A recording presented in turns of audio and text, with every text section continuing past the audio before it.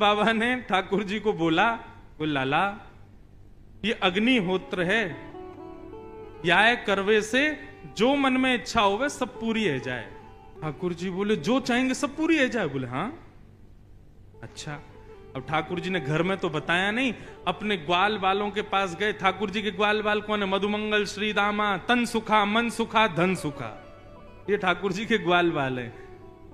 और इनके भी अधिपति प्रेसिडेंट हैं 3.5 वर्ष के ठाकुर जी, जिसमें तन सुखा मन सुखा की उम्र तो 11-12 साल की है।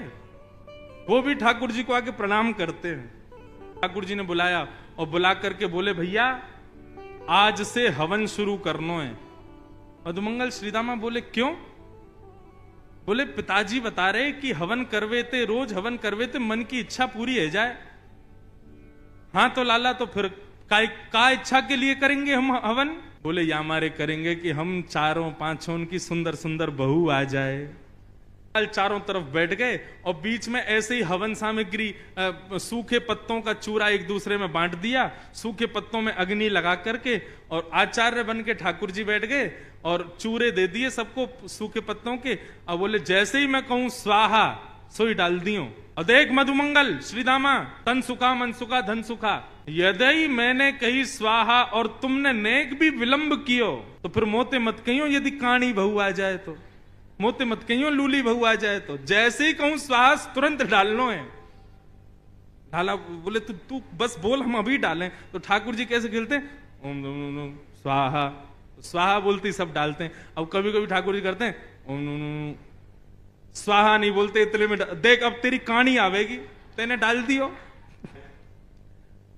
हवन की पूर्णाहुति पे मधुमंगल ने ज्ञान दिया, लाला ऐसे हवन पूरे ना हुए करें तो कैसे हो? मैं बोले कोई भी यज्ञ की पूर्णता में ब्राह्मणों को भोजन कराना चाहिए, तब ही यज्ञ सफल माना जाता है।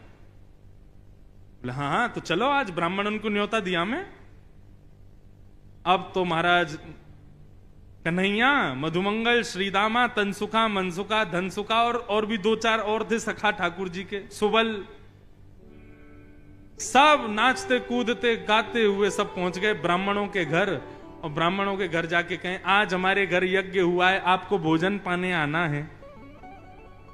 पूरे गोकुल के ब्राह्मणों को निमंत्रण दिया है। अब स्थिति ये कि महाराज जब नंद भवन से निमंत्रण आता है ना, उस दिन ब्राह्मण सुबह से भूखे रहते हैं और नमक का पानी और पीते हैं ताकि भूख और तेज लगे। क्यों? बोले आज तो नंद भवन जाना है, 56 भोग मिलेंगे खाने को। और नंदरानी यशोदा और बाबा इतने प्रेम से खिलावे, खूब मना करें बस बस बस है गयो, फिर भी 2-4 पूड़ी तो जबरदस्ती खवाई दें। तो या हमारे भैया सवेरे से ही भोजन त्याग दो और नमक को पानी लगे पीने में। सब ब्राह्मणों को जोर की भूख लगी। शाम का समय हुआ, बढ़िया वस्त्र आदि पहन करके, चंदन आदि लगा करके सारे ब्राह्मण पहुंच गए नंद भवन। अटारी पर बैठी थी यशोदा मैया। यशोदा मैया ने जैसी देखा इतने सारे ब्राह्मण, नीचे उतर करके आई। आज इतने ब्राह्मणों का आगमन मेरे द्वार पे, सबको प्रणाम वंदन। ब्राह्मण बोले मैया प्रणाम प्रणाम बाद में करियो, तू तो पहले कछु खवा, बहुत जोर की भूख लगी है। बोले मैं वही पूछने वाली थी कि आज इतने सारे ब्राह्मणों का मेरे घर पे कैसे आगमन हुआ? ब्राह्मण बोले मैया ये मत पूछो, ऐसा मत कहना कि आपको नहीं पता हम क्यों आए हैं। मैया बोली मुझे सांची में नहीं पता, बताओ तो आप लोग क्यों आए हो? बोले अरे ये तो नंद को लाला खेल गए हो हमारे संग। अरे मैया कहा बताएं, सवेरे सवेरे तुम्हारो नंद को तुम्हारो लाला और सबरे ग्वाल बालन के संग आयो और आकर के निमंत्रण दे के गयो कि आज सबन को हमारे यहाँ भोजन पावे आनो है। हम तो मैया अपने घर के चूल्हान ने बुझा के ब्राह्मणी से मना करके कि आज भोजन मत बनाइयो। नमक को पानी पी पी के अपनी भूख इतनी जोर की कर ली है कि थोड़ी बहुत देर में यदि भोजन नहीं मिला तो एक दूसरे खा जाएंगे हम। मैया तुम्हारे लाला ने निमंत्रण दियो। मैया बोली देखो भोजन की व्यवस्था करने में मुझको समय लगेगा, क्योंकि मुझे पता नहीं था आप आने वाले हैं। तो वो तो मैं सब कर दूंगी, लेकिन उससे पहले आपके यजमान को तो ढूंढो कहां है, जिसने आपको निमंत्रण दिया पहले उसको तो पकड़ के लाओ। सब ब्राह्मणों के संग मैया निकल पड़ी खोजने। तभी नंद भवन के पीछे ठाकुर जी अपने सब ग्वाल बालन के संग खेल रहे थे। मैया पहुंची, लाला ओ कन्हैया यहां पे आ। जैसे ही ठाकुर जी ने पीछे देखी, ओ मधुमंगल ये तो सांची में आ गए सबरे, हम तो ऐसे ही आनंद में निमंत्रण दे के आए, ये तो सांची में आ गए। बोले हम बे लाला ये तो सांची में आ गए, और मैया और पकड़ के लाए, मैया मारेगी आज। ठाकुर जी बोले अकेलो ना पिटूंगा, तुम भी चलो मेरे संग, एक एक थप्पड़ तुम भी खाइयो। सब रे ग्वाल बाल पहुंचे मैया के पास। हाँ मैया।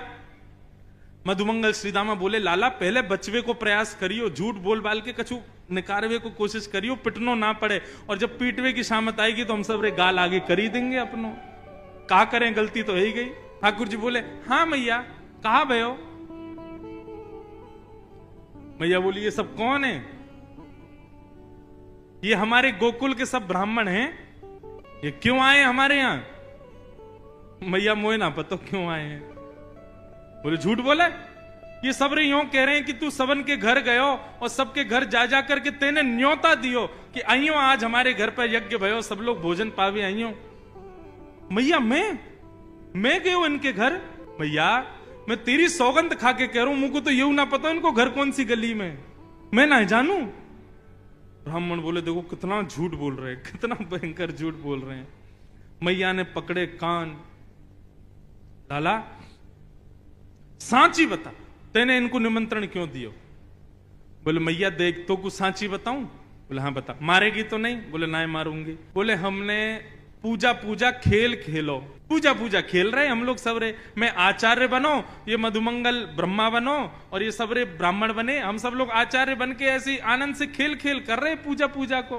तभी ये मधुमंगल बोलो भैया अनुष्ठान के बाद में भोजन ब्राह्मण भोजन होना चाहिए, तो हम तो ऐसे ही खेल में निमंत्रण दिया है इनको, अब ये आ गए हैं तो अब आपको कोई व्यवस्था करने की जरूरत ना है। जब हमारो हवन ही खेल को तो भोजन भी खेल को।